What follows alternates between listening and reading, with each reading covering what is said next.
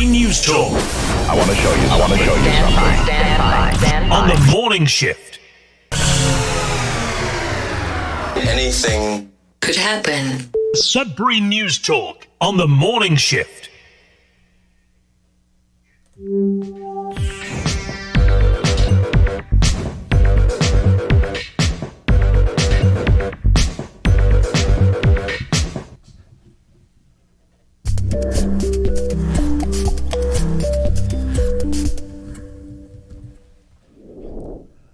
Hey, good morning. Welcome to Sudbury News Talk on the morning shift. I'm AJ Walsh. Glad to be here with you. Thankful that you're with us. We're live on CKLU 96.7 FM. We had a little bit of a glitch getting off to a start this morning. Thanks to our good friends at Facebook, as I'm trying to get a video to run. They don't like this particular video. I can tell it's... But anyways, it looks like the glitch so far has been ironed out. It's taken me 4 tries at getting it. But it's going to be a great show today as we're talking about all kinds of stuff to try and make sense of our world, as we usually do right here on Sudbury News Talk. It's not only about stories going on around this town, this city, but this region, the province, the country, the world, trying to make sense of the community and the country and the world we live in. It's not easy these days as things get more and more complicated. And we try and talk about things that you won't normally hear on a mainstream show, let's say CBC, CTV here in town, or read Sudbury.com or Sudbury Star. But we do take from their local stories. We'll talk about regional stories as well from those outlets, and you can find those articles from those those news agencies right on our Sudbury.news website, right on the main page.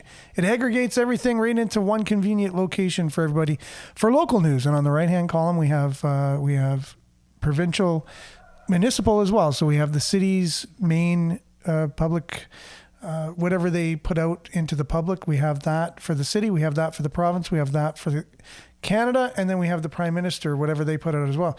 So that's just coming straight from the horse's mouth. That's not interpreting anything. That's just them. So it's kind of like a newswire for our community, province, and country, and a Prime Minister's office on the right-hand side. And then we have a news aggregator right in the middle part that has all the stories from local news outlets coming into the main page. So it's pretty convenient. I think it's a good service to the community in terms of news, in terms of knowing what's going on from the horse's mouth as much as possible in terms of local and provincial and federal governments, and then our local journalistic outlets as well. Now, when we start to get into issues and policies that are made by our government, we have data that's collected, and we have scientists that make data, that do studies, and we're going to talk about the data collection itself and how much it can be trusted and if it can be skewed today. And because we have a lot of laws and policies that are being made based on data, municipally, provincially, and federally. And these policies that our politicians are making and laws are based on that. And if the data itself is skewed and it's not 100% right, and we're going ahead and making laws and policies based on it, what does that tell us about the society that we live in? Is that something that we want to have happen? So we'll look at the integrity of the academia in them writing papers. Everyone's saying, well, it's written and they have to get peer reviewed, and it's 100% true because that. Okay, well, good. We'll look at that today and see if that's exactly 100% true, that academia can do no wrong. They make papers, they get peer reviewed, and voila, there you go. You can take that as gospel, as the gospel truth. And then we'll discuss, I guess, where you can get truth from. Like who is the authority? Like we look at universities as the authority of knowledge, right? And they teach us knowledge. Well, where are they getting this knowledge from, and why is it? So they teach it as if it's truth. Like I just came out of university myself, and there was theory of everything, but they teach it as if it's true, and it's weird. So you can't. So they don't teach it to the students, and these are impressionable 18, 19, 20, whatever year old young people, and they teach it as if it's true. They don't say, well, these are just theories. Anything could be right, but we're just teaching you a theory. No. They'll call it a theory, but then they don't back it up. And I did not say Siri. I said theory. Thank you very much. My iPhone was trying to activate. So yeah, they teach it as if it's real, but it's only a theory. So then our governments take this information, well, first of all, our governments are made up of people that come through university being taught these things. So there's a fabric made in our society of knowledge and things we perceive to be true, and issues and, things that are important that we have points of view on, and we develop a worldview based on what we're taught. And if that is flawed to begin with, you start building on that, then you go throughout your life, and now you have everybody in government who is taught that way. They have a similar worldview, that all of this stuff. And so once you start peeling away the layers and start seeing what's really out there, you're left with, we don't really know very much about anything is really what it comes down to. And we should admit that. Like, we should admit when we're, doing studies and things, that this be a little bit more transparent, that this study is maybe only has a 9% chance of being true. You know what I mean? Like things like that. Like, there's a probability of the outcome. How probable is it that this theory that we just came to, or this conclusion we just came to through the study of trying to collect data and stuff, is in fact the truth? So they need to be transparent in where they got their data from. But no, it's based on publishing papers. And you can't say that when you have to come across as if you know what you're talking about, because that's the only reason why someone would want to read your paper in the first place, is if you uncovered something, and then that's worthy of somebody else, wanting to read it or taking it in terms of their activism, and they want to perpetuate your study in order to prove a point, you know what I mean? And it goes on and on and on. And then the government gets a hold of it, and then it becomes politicized. And then if it can work into somebody's political agenda, they'll use these studies, and then scientists come on board, and you can fund science to come to a particular conclusion. And if they don't, they won't get funding. So if you really want to be a practicing scientist, and scientists are merged with academia. Science is part of academia, right? So it's all one big blob, and it's flawed. It's flawed. We're going to show that today. If you don't believe that, that's fine. We'll present some evidence that more than likely, 100%, it is indeed flawed. And we'll also talk about where real authority comes from, and how much do we know, how much we don't know. But anyways, that's what we'll do a little bit of a deep dive into today. Hopefully we have enough time. I have three kind of videos to show. And we'll look at news headlines from around town. Doesn't look like there's anything earth-shattering going on. The Sudbury Five will be going into their third game against the London Lightning in the playoffs. And yeah, so that's the exciting news in terms of that. They've lost the first two games, and they're hoping to win this game to keep the series alive, and they'll have to win two more after that in order to win the series, which is going to be a tough battle. But anyways, the next game is tonight, goes ahead in London.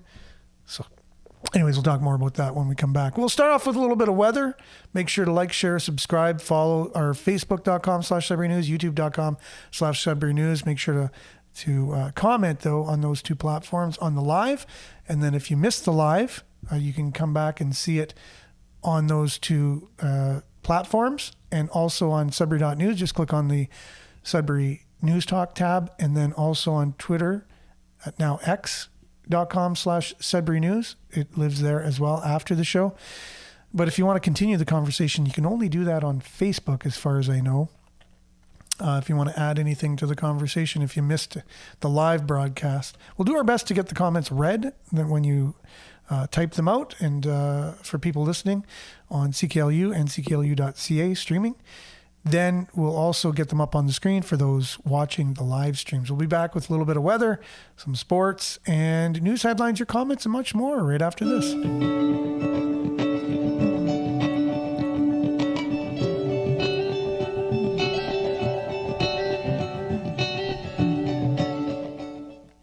And your Sudbury weather brought to you by SudburyWeather.ca. Currently it's 8 degrees.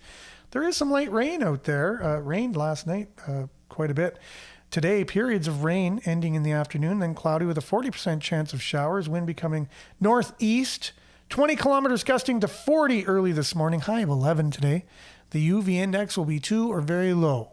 Tonight, mainly cloudy. Low of +5, and then Thursday, sunny, becoming a mix of sun and cloud. Late in the morning, wind becoming north, 20 kilometers in the morning.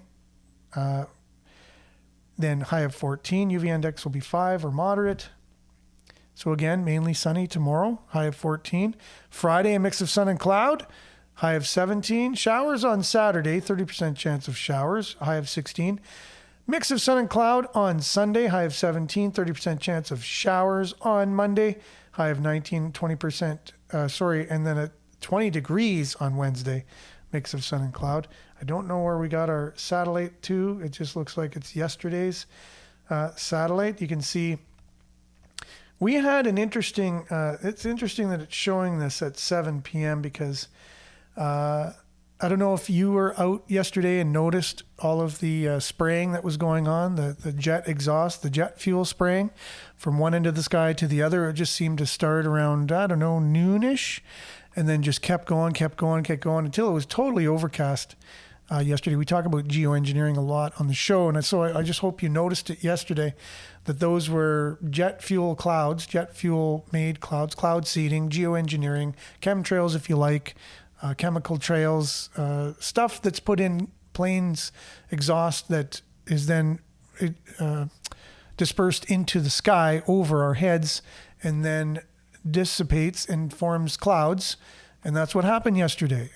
I never saw a single normal cloud form. And then by about 5:30 or 6 o'clock, it was almost all overcast with all this stuff. Not one natural cloud in the sky. Anyways, no one's talking about it, but we can here because we talk about things nobody else talks about, and you're able to look into that yourself. You're actually able to look with your own eyes, and your eyes will not deceive you if you just look to the skies during a nice blue sky day, and you'll see these trails going on over your head, and you'll say, well, why? Oh no, that's normal. That's just the way, that's just contrails from jets. And no, that's not. That's chemical spraying, but it is what it is. We'll do our best to educate those that are unaware of it, and maybe educate those who are aware of it a little bit more. Each and every Fridays, we have our climate edition of a Sudbury News Talk, just trying to educate each other as to what's going on in our world, to which it doesn't seem like mainstream media has any interest in it for some reason. Not sure. It would seem like a huge story. Or just let us know how much spraying is going to be done. They could add it to the weather every day. Okay, you're going to have 40% spraying today. Okay, good. They're going to spray us, but they're doing it to help the planet at least, right? So that's what they say. So, okay, trying to cool off the planet, I can deal with that. All right, there's going to be 40% spraying today. But no, it's not included. No one talks about it. And it's called you don't see what you're seeing kind of thing, which is bizarre. And I guess a lot of people think a lot of people are stupid, and some people maybe, if it just is what it is, right? You don't want to prove them right. That's for sure. We'll be back with a little bit of sports, news headlines, and more right after this. Stay tuned. It's going to be a great show.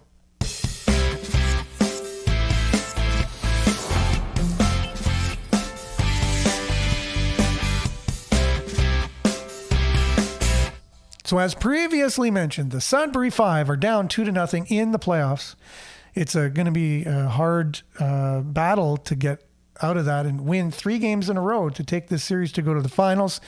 But we're rooting for them because they are our Sudbury Five, and we go for the Sudbury Five. Unless you're from London and you go for the London Lightning, then you wouldn't be going for the Sudbury Five. But most of us here are rooting for you guys. So good luck tonight in London. 7 p.m. is the tip-off. You can catch that on the Basketball League's TV channel. You can find out more by going to the5.ca and Go 5 Go. We'll be back with your comments, news headlines, and more right after this.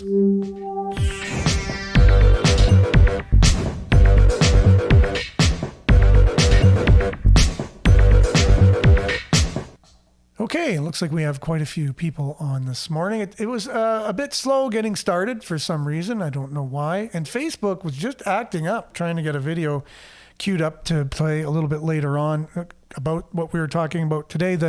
The integrity of academia and research itself, which then goes into what news reports on.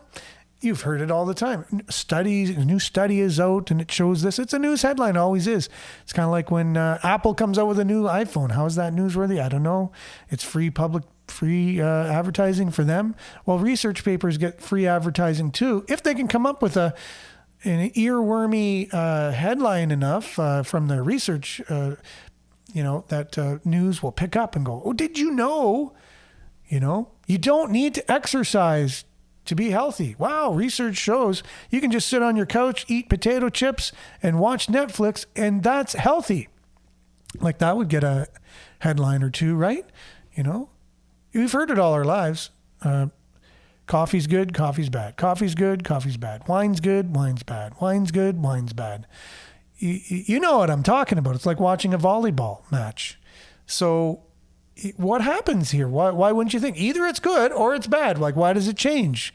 But new research comes out and it's based on data and it's newsworthy, and we hear the story, and you're around the water cooler later and you start talking about, oh, did you hear? And that's how it gets around. And then it goes throughout society, and then we believe certain things or we don't believe certain things. And we're believing a lot of things that are not true, by the way, because of this. I just proved how we believe a lot of things that aren't true based on how we're influenced by those who influence us, whether it's media or shows or scientists, documentaries. I loved watching documentaries when I was young, but I was always left with this sinking feeling at the end of it, where it was, some really great voice narrating the show, and it brought you in, and it was a great subject. Maybe it was about Egypt or something. Tonight, we're going to find out who the pharaohs really are and what they were all about. They set it up as if you're going to find out these answers to these questions. We're going to ask the questions, blah, blah, blah. Okay, you got me now. I'm watching. And at the end, they'd say, and we've concluded that nobody really knows the answer, and we'll continue to ask the questions. Every single documentary I watched ended up like that. I'm like, holy crowley. You can't actually find anything out? You can't really get to the bottom of something and tell me what's going on? So it's just a bunch of, well, it could be this, it could be that. I'm not sure. But maybe that's a little more truthful than some of these research papers coming out saying it's the gospel truth. 45% of people do this and 60% of people do that and blah, blah, blah. I know that's 105%. But anyways, so you know what I'm saying. It's an interesting world we live in, and we'll have to just search things out ourselves and try to get to the bottom of things. That's what we try to do on this show, by the way. And Belinda is joining us here on Facebook. Good morning.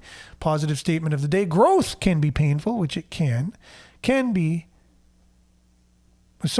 Growth can be painful. Change, which is growth, can be painful. But nothing is as painful as staying stuck somewhere where you don't belong. You deserve more. Yeah, exactly true. I remember listening to the Tragically Hip song. It's a good life if you don't weaken. And there's a line in there, goes something like, go where you can grow, kind of thing. And it's the same idea, right? Why are you stuck where you're at? Go where you can actually thrive and be yourself and contribute and be appreciated, right? With certain people. So get out of where you're at now. If you're not where you should be, or you're doing your best, unless you're working a job where you're like, I'm making $250,000 a year. I mean, at least after work, I can go thrive somewhere. Well, okay, we can take that argument. All right. But that's a good opening statement of the day. Belinda, thank you so much for that. Vin, morning. Thanks for being with us. And Marianne, good morning. Everyone from gray and often raining Barrie. Well, hopefully you'll get a little bit more sun as the day goes on. We usually have a similar weather forecast, liked and shared as usual. And David, good morning. Take care. Stay safe. The same to you, David. Have a great morning. And Denise, good morning from Espanola. Vin says, funny to hear this as a topic. This is my Facebook memory from May 2020. What scares me more than the, what we went through for the last 4 years is turning on news and hearing the tracking of cell phone data shows that social distancing is being effective. Reread that and let that sink in. There you go. So I guess they're able to track us on our phones and know whether we were 6 feet apart from each other during that time, which is just like when I said theory, my phone enacted and thought I was saying, trying to say another word that started with, saying Siri. And so your phone is listening to you all the time. It's tracking you all the time. It's gathering data. And some people are interpreting that data, which we'll get to a little bit later, right? There's ways of interpreting data which you can actually go all the way off. And people who don't understand data collection or data analysis, which I've just been introduced to in my master's, I've never taken it before. And it was quite something to actually have it for the first time, learning it for the first time. It's a lot of work. Data analysis and data collection is no small task. You need to know what you are doing. But unfortunately, in our world, we throw this around all the time. 40% this, 20% that. And what does that mean? How did you arrive at these things, right? But nonetheless, our data is being tracked all the time through our cell phones. Whatever I'm saying right now, obviously I'm live. I'm on Facebook. It's not a secret what we're doing right now. But as soon as I get off, I think I've shut the camera off or whatever. It doesn't ever shut off. It's always listening to us. And if it's the first time you've heard that, try having a discussion about your favorite vacation spot or something with friends. And then you look at your Facebook right after and here's ads for that place. Oh, hotels are on sale in the very place you were talking about all of a sudden. It's not an accident that that's happened. It's because your phone is constantly on and it's tracking everything and listening to everything. Belinda, it always amazed me how many experts we bought off.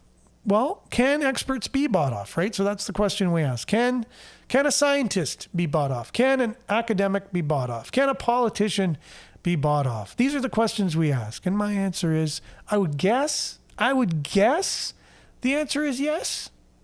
Okay. 2 months into the pandemic, that's what they said. Yeah, exactly. That it was effective. How would they even know that? You know what I mean? How could they have a chance to know all of the data and everything and say, oh, it's effective already? But again, the news perpetuated that somehow, for some reason. We may have to relearn everything they taught us because everything was a lie. That is, Marianne. Now, okay, when we talk in absolutes like that, maybe not everything was a lie. 2 plus 2, I think it equals 4 still. You know what I mean? So when it comes to history or theology or even science is always, changing, right? And that's the way it should be. So science in and of itself, if it's taking information and skewing data or taking false data and then doing experiments based on that, it's obviously flawed. But true science does exist too. And true science very rarely says something is absolutely the way that it is. It's always open for another scientist to come and question it.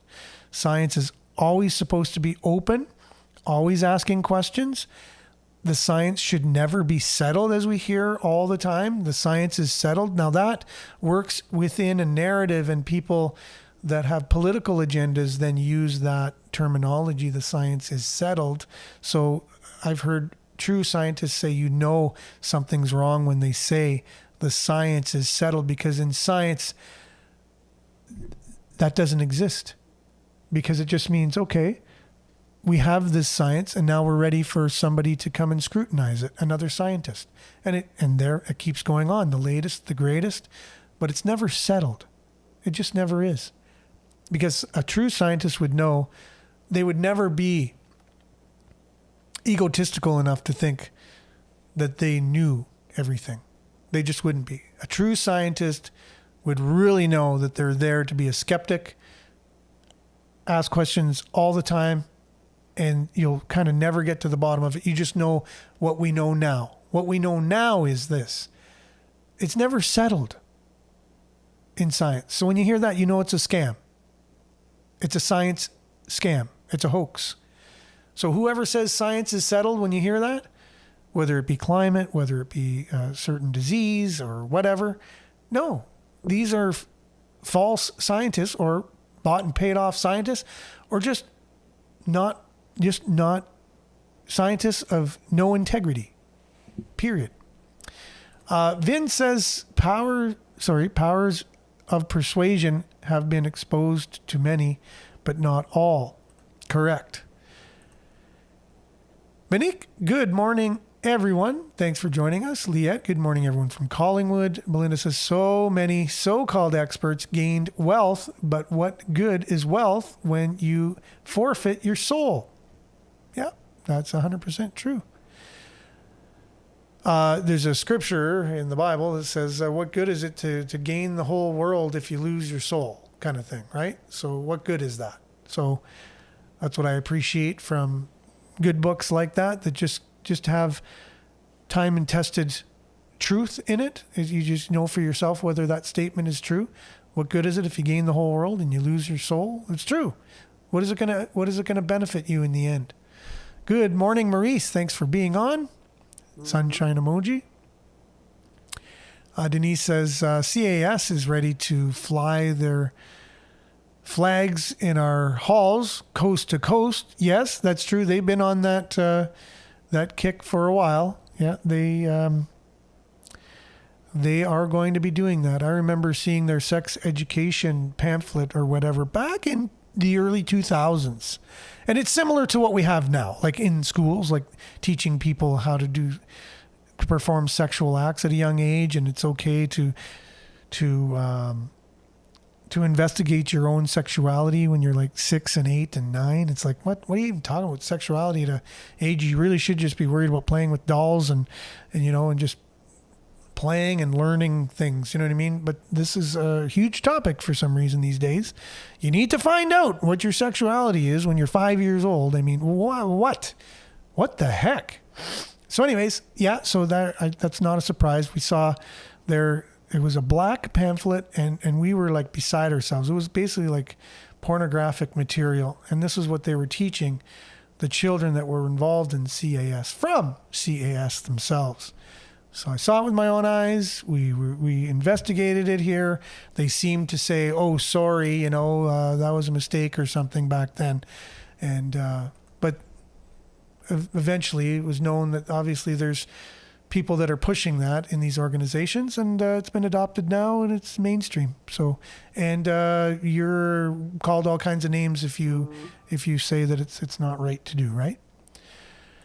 Good morning, Judy. Thanks for being on. Hope you're having a good morning. I've never trusted CAS. This is Marianne. They are great at breaking up the family unit from everything I've witnessed. Now, I've witnessed some good things too from them. So there's bad. I've seen that. I've also seen some good as well, because sometimes a third party is needed in certain situations to come in and just be like moderator or whatever. And I find when they do that, that's the best use of it. They'll come in and kind of just assess the situation, see what the best thing is with all parties involved. So I've seen some good situations come out of there as well. So again, when we talk in absolutes, that's absolutely evil. There's very few things that are absolutely evil. There's very few things that are absolutely good. Very few things. There are. It is true. It can be. But very few things are. A lot of them are just a mix of stuff, and you got to separate it. It's like data. 40% good, 60% evil. Yeah. How do we know? Well, we know from our experience, firsthand experience. It's one way of knowing it. Pat, good morning to you. Thanks for being on. Sunshine emoji. Marianne, if you go down this rabbit hole, it's heartbreaking what they do to kids. And it is true that the dark side of that is definitely very, very dark. Oh, they traffic children. Okay, this is interesting to me. I'd have to look more into that. They tried trafficking me. So now you have firsthand experience. It was a Mr. Martin that was running CAS. He doesn't run it anymore because of me. I blew what they were doing in Kitchener out of the water. Very sick organization. Oh my goodness. Well, that's interesting, and that's worth actually finding out more about. And so that way it doesn't happen with any of the other places through that organization. That would be terrible. Liette, chemical trails were blasting here yesterday. Weather is raining and gloomy today and overcast. I wonder if there's a connection. Bob Zinab, peer review is extremely misleading. It's flawed due to politics. They were very select on who reviews, quote unquote, papers. That is true as well. You are right. Academia, it's definitely flawed, and we need to, I think, just talk about the flaws. I think that would be the best thing we could do. It's not criticism in terms of you need to do away with the whole system and you shouldn't have education and all that. No, we should just look at it and ask ourselves, is this the best use of it, and can we improve it, right? It's definitely flawed. So sorry you went through that. Okay, that's for Denise for sure. This is Isaiah. Good morning, Isaiah. Thanks for joining us. Most research papers are wrong. Interesting. Most research papers are wrong. And I would go out on a limb and say you are right there. If you said all research papers are wrong, again, we're using absolutes, but at least there's elements in each research paper that would be wrong, right? So if you're coming to conclusions, you're using those elements, then it would say, yeah, there's a good chance that most research papers could be wrong. So I would give you that for sure. Marianne, yes, for sure. Coffee stunts your growth. Okay, so that's where we're at in terms of our comments. So we're going to have to get going at some point here. Good morning, Sudbury campers. That's Brian. Hope you're having a good morning as well. One more from Denise here. My grandfather always told me that told me if they're doing it to you, they're doing it to other people. Somebody has to stop it. I love my grandmother, and I've always stood up for others, including myself. That's from your grandmother. Very wise grandmother, by the way. And we have another Denise on. Good morning. Stay safe and healthy, everyone. That's Denise. And we're just going to get on now with the show. I know we have quite a few more comments. I'll get them up on the screen. We'll get them going. We'll check in with some local headlines here. And then we'll also dive into our deep dive into kind of what is truth and, what is science and all that stuff. I don't want to miss that today because I think it's beneficial to everybody to watch here. Okay, so local news. There's a story from Sudbury.com, which I think it's worth reading. And it's a really great reporter, Heidi Ulrichsen, who covers Laurentian University. And remember the bankruptcy they were going through, whatever. I really appreciated her reporting. She was very good with that. She was holding the right people accountable in the right way, like a journalist should do. And I really appreciated that. Behind the scenes, question of cost. Still no timeline for reopening of the Laurentian pool. Now, I'm wondering why this isn't a little bit more in the news here in Sudbury. It's a bit of a boondoggle. Sudbury.com's Heidi Elkerson takes us behind the scenes and wondering what the heck is going on with the Laurentian pool. It's a huge Olympic-sized pool. It could be used for many purposes. And what is it going to take to get it back up and running and utilized and all that stuff? You can read that on Sudbury.com. They also have their Good Morning Stories to Start Your Day segment. And in CBC, Marcus Schwabe interviewed the new Liberal leader here in Ontario, and the headline is, "I could step into Premier's role anytime," says Bonnie Crombie. Ontario Liberal leader Bonnie Crombie sat down with Morning North host Marcus Schwabe at the Landmark Deluxe hamburger and fast food restaurant in the city's South End. Marcus asked a mix of his own questions and some posed by local high school students. Well, that's interesting. I wonder why they're at Deluxe. I know that Mark said let Justin Trudeau know when he was in town. It's probably a good photo op to be at Deluxe. You know why? Because Deluxe is Sudbury's own, the concept was conceived here in Sudbury. It's fully a Sudbury restaurant. It says, I'm part of you, Sudbury, when I'm there. I wonder if Marcus Schwabe asked her that, like, why are we meeting here in Deluxe? I wonder if he asked her any hard questions. Well, you could know if you click on CBC's story. You can find that story right on Sudbury.news here on our news aggregator. So here we go with a report. Report warns of dramatic rise in anti-Semitic incidents in Canada. So we'll talk about these reports, right? And now we don't know really where they're getting this data from, as we'll see going on. But here's an example of when there's a report comes out and the headline and then the news story follows it based on this report. Okay. Anti-Semitism in Canada exploded last year as the war unfolding in Israel and Gaza was used to, quote unquote, justify the targeting of Jews in Canada.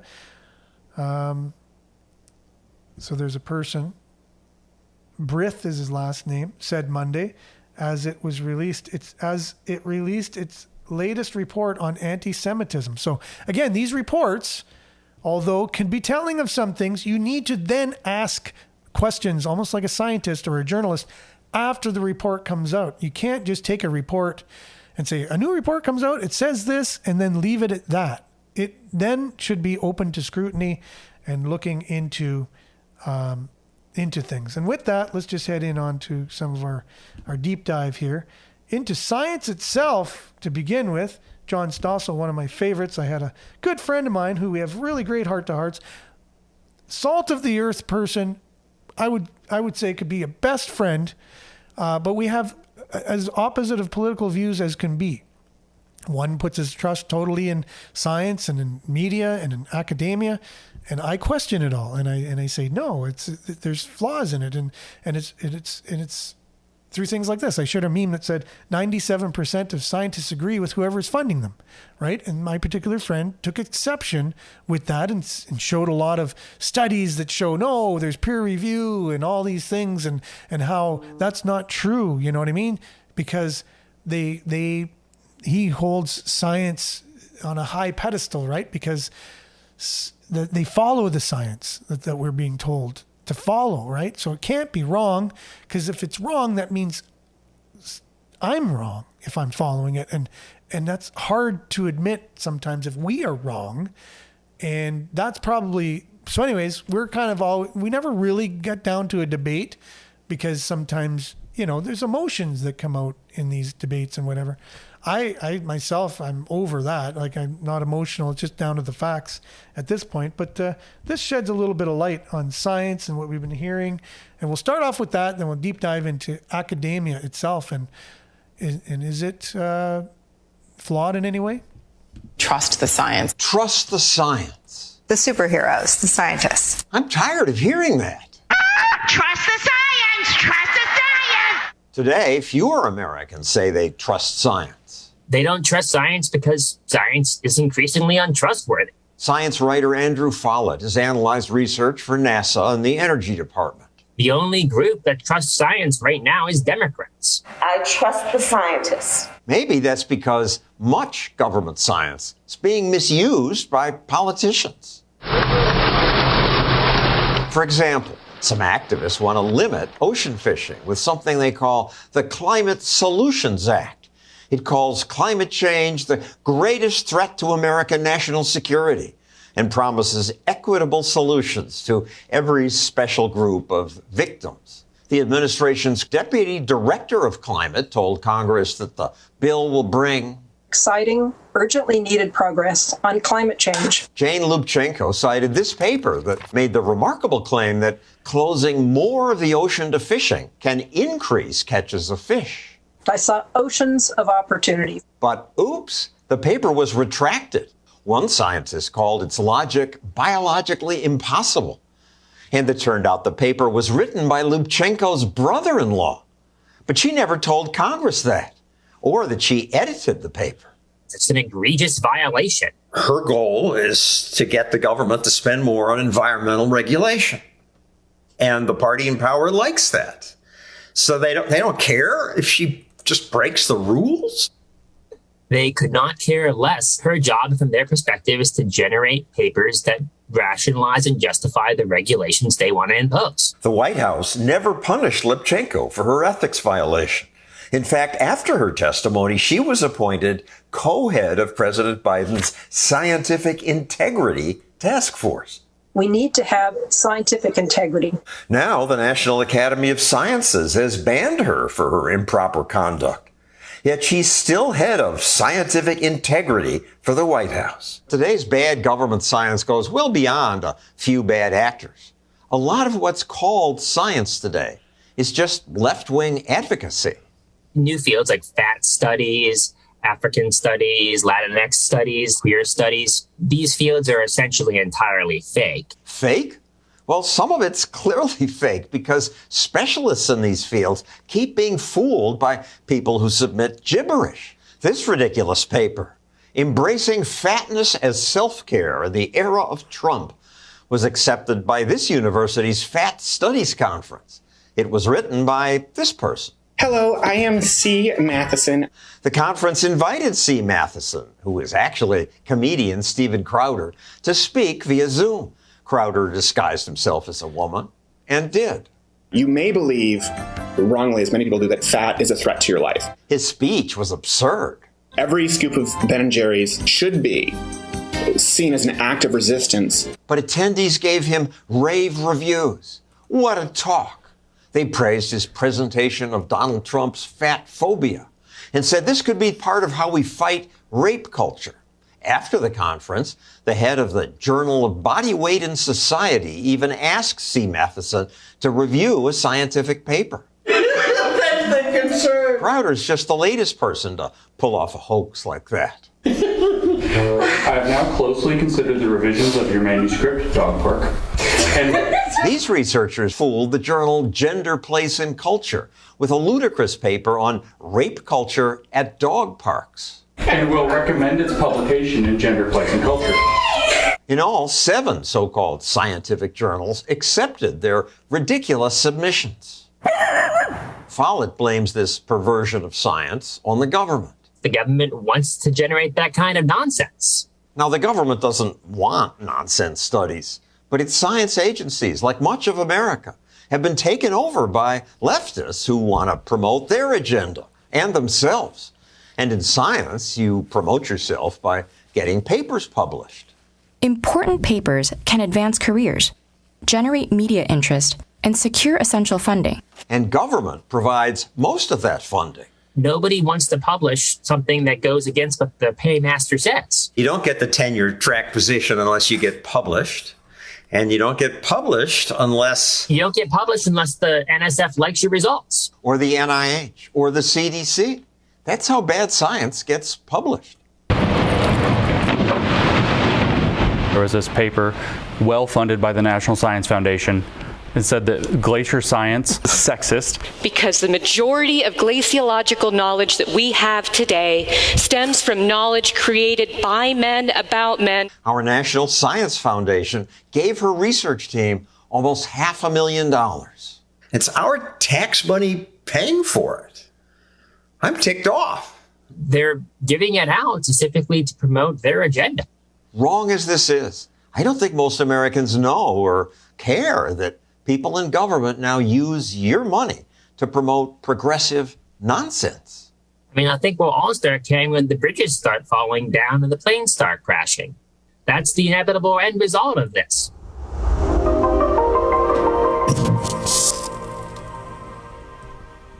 Well said. I got to stop the video before another one comes in. No, another one's coming in right away. Yeah, for sure. Can't stop it fast enough. Okay, so here you go.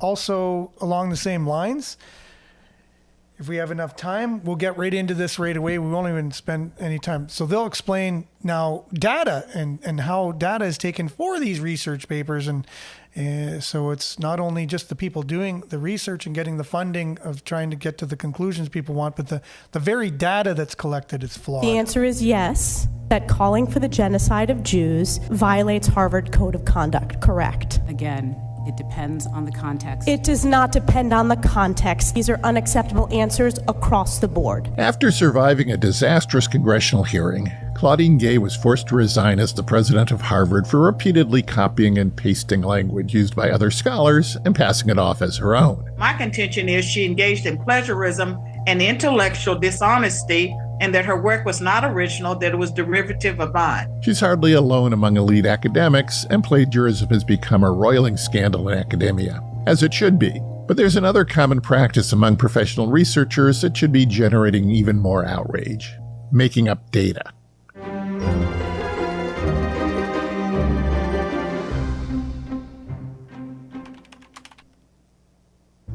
I'm not talking about explicit fraud, which also happens way too often, but openly inserting fictional data into a supposedly objective analysis. Instead of doing the hard work of gathering data to test hypotheses, researchers take the easy path of generating numbers to support their preconceptions or to claim statistical significance. They cloak this practice in fancy-sounding words like imputation, ecological inference, contextualization, and synthetic control. They're actually just making stuff up. Claudine Gay was accused of plagiarizing sections of her PhD thesis, for which she was awarded Harvard's Topin Prize for Best Dissertation in Political Science. More outrageous is she wrote a paper on white voter participation without having any data on white voter participation. In an article in the American Political Science Review based on her dissertation, Gay set out to investigate the link between black congressional representation and political engagement, finding that the election of blacks to Congress negatively affects white political involvement and only rarely increases political engagement among African Americans. To arrive at that finding, you might assume that Gay had done the hard work of measuring white and black voting patterns in the districts she was studying. You would assume wrong. Instead, Gay used regression analysis to estimate white voting patterns. She analyzed 10 districts with black representatives and observed that those with more voting age whites had lower turnout at the polls than her model predicted. So she concludes that whites must be the ones not voting. She committed what in statistics is known as the ecological fallacy. You see two things occurring in the same place and assume a causal relationship. For example, you notice a lot of people dying in hospitals, so you assume hospitals kill people. The classic example is Jim Crow laws were strictest in states that skewed black. Ecological inference leads to the false conclusion that blacks supported Jim Crow. Gay's theory that a black congressional representative depresses white voter turnout could be true, but there are other plausible explanations for what she observed. The point is that we don't know. The way to investigate white voter turnout is to measure white voter turnout. Gay is hardly the only culprit. Because she was the president of Harvard, it's worth making an example of her work, but it reflects broad trends in academia. Unlike the academic crime of plagiarism, students are taught and encouraged to invent data under the guise of statistical sophistication. Academia values the appearance of truth over actual truth. You need real data to understand the world. The process of gathering real data also leads to essential insights. Researchers pick up on subtleties that often cause them to shift their hypotheses. Armchair investigators, on the other hand, build neat rows and columns that don't say anything about what's happening outside their windows. Another technique for generating rather than collecting data is called imputation, which was used in a paper titled Green Innovations and Patents in OECD Countries by economists Almas Hashmati and Mike Shanas. The authors wanted to analyze the number of green patents issued by different countries in different years, but the authors only had data for some countries and some years. Imputation means filling in data gaps with educated guesses. It can be defensible if you have a good basis for your guesses and they don't affect your conclusion strongly. For example, you can guess gender based on a person's name. But if you're studying the number of green patents and you don't know that number, imputation isn't an appropriate tool for solving the problem. The use of imputation allowed them to publish a paper arguing that environmentalist policies lead to innovation, which is likely the conclusion they had hoped for, and to do so with enough statistical significance to pass muster with journal editors. A graduate student in economics working with the same data as Hashmati and Shinas recounted being dumbstruck after reading their paper. The student, who wanted to remain anonymous for career reasons, reached out to Hashmati to find out how he and Shinas had filled in the data gaps. The research accountability site Retraction Watch reported they had used the Excel autofill function. According to an analysis by economist Gary Smith, altogether there were over 2,000 fictional data points, amounting to 13% of all the data used in the paper. The Excel autofill function is a lot of fun and genuinely handy in some situations. When you enter 123, it guesses 4 as the next entry, but it doesn't work when the data, like much of reality, have no simple or predictable pattern. When you give Excel a list of US presidents, it can't predict the next one. I did give it a try, though. Why did Excel think that William Henry Harrison would retake the White House in 1941? Harrison died in office just 31 days after his inauguration in 1841. Autofill figured it was only fair that he be allowed to serve out his remaining years. Why did it pick 1941? That's when FDR began his third term, which apparently Excel considered to be illegitimate, so it exhumed Harrison and put him back in the White House. In a paper published in the Journal of the American Medical Association and written up by CNN and the New York Post, a team of academics claimed to show that age-adjusted death rates soared 106% during the pandemic among renters who had received eviction filing notices, compared to 25% for a control group. The authors got 483,408 eviction filings and asked the U.S. Census how many of the tenants had died. The answer was 0.3%, and that 58% were still alive. The status of about 42% was unknown, usually because the tenant had moved without filing a change of address. If the authors had assumed that all the unknowns were still alive, the COVID-era mortality increase would be 22% for tenants who had got eviction notices versus 25% for those who didn't. That would have been a statistically insignificant finding and wouldn't have been publishable, and certainly wouldn't have gotten any press attention. Some of the tenants that the census couldn't find probably did die, although likely not many, since most dead people end up with death certificates, and people who are dead can't move, so you'd expect most of them to be linked to their census addresses. But to be fair, some might move or change their names and then die, or perhaps they were missing from the census database before receiving an eviction notice. But whatever the reality, the authors didn't have the data. The entire result of their paper, the 106% claimed increase in mortality for renters with eviction filings versus a 22% observed rate, comes from a guess about how many of the unknown tenants had died. How did they guess?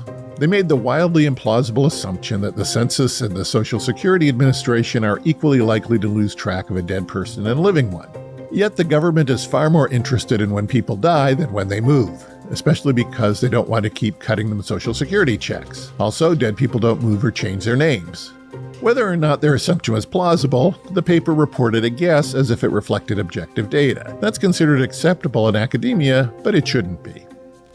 Another paper titled Association Between Connecticut's Permit to Purchase Handgun Law and Homicides, which was published in the American Journal of Public Health, cooked up data to use as a control. The study claimed to show that a 1994 gun control law passed in Connecticut cut firearm homicides by 40%. But firearm homicide rates in Connecticut followed national trends, with no obvious change after the 1994 law. 40% compared to what? The authors arrived at their conclusion by concocting an imaginary state to serve as a control group, combining numbers from California, Maryland, Nevada, New Hampshire, and Rhode Island. This fictional state had 40% more homicides than the real Connecticut. Reality is too messy for a technique like this to tell us anything meaningful. The author's entire finding derived from the fact that Rhode Island, which comprised most of synthetic Connecticut, experienced a temporary spate of about 20 extra murders between 1999 and 2003, a large percentage increase in such a small state. Since a temporary spike in murders wasn't the result of a change in gun control policy, it tells us little about the efficacy of Connecticut's 1994 law or the policy issue at hand. Is it always wrong to guess about missing data? No, not under conditions of extreme uncertainty in which data collection is impossible before a decision has to be made.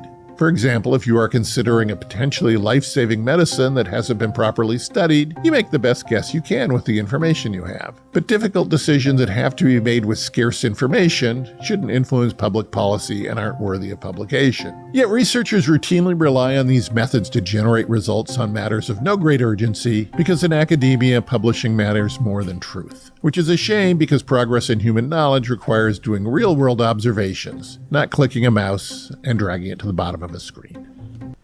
Yeah, so very telling there. I mean, it's about the information that's being collected, how it's being collected. And so if you're wondering about, academia and people saying, yeah, but there's a paper that says this, and they cite that paper as being the absolute end all of truth or whatever, you at least know what's gone into it, and you can ask questions, how they got their information and how much guessing they actually had to do there and to come up to this absolute truth. I've never, guessed. When you're doing these papers, there's a lot of data to take in, and if 50% of it is guessing and it's skewed data, I mean, then you come up to some conclusion and it becomes some headline in some paper and then goes viral, but then even worse, becomes a policy that government enacts, makes laws based on flawed information. That's the kind of world we're living in. It's the kind of world I don't want to be in. I'd rather make decisions based on sound information and knowledge based than guessing and flawed research papers. That's all the time we have today here on CKLU 96.7 FM. We'll be back, God willing, same time, same place tomorrow on the same platforms, also Facebook and YouTube. So thanks for being with us. Thanks for commenting. We'll catch you tomorrow. Stay tuned now for Earshot Daily on CKLU. Ciao.